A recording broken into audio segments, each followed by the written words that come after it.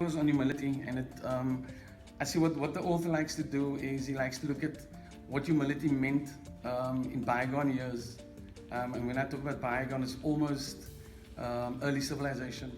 And then he threads this through, and then he speaks about, in the first part of humility, he speaks about Constantinople, he speaks about the Arabs, he speaks about the Western or the Eastern society as they were dominant at the time. And then he speaks and he continues and he threads this through to the Western society and how America and how Britain, who now heads up the evolution of society. He then also talks about where it goes to from here.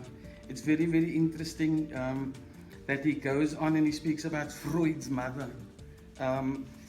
He speaks about but Freud's mother particularly from the aspect of the Jewish people and what their society sort of built and inculcated into their thinking. He then speaks about how Christianity and we have this Western culture based on Christianity, and then he speaks about the clash between the Freudian thinking that is systemic in the Jewish people versus what is happening. He then goes on to the ethics of the Bible. He speaks there about Muhammad, and he speaks about Jesus, and he speaks about Buddha. And the interesting part is that he does this whole topsy-turvy, and he throws all these ideas, and then he says, you know what, is the Bible really that ethical? Because there's actually more fundamental things that is found in culture and not so much in the Bible as this book per se.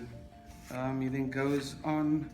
He speaks about the birth of bigotry, how our religious beliefs were changed, how that it was actually systemic out of the culture and the way people lived and the way people understood things, and it was captured.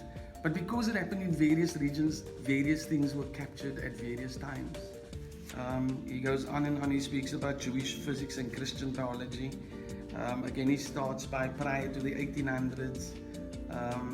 He talks about the Jewish physicists, and what comes strong through this idea that is what the Jewish pride themselves on, is that they're the sophisticated, not sophisticated, but the intellectual, and it comes through in the theological processes.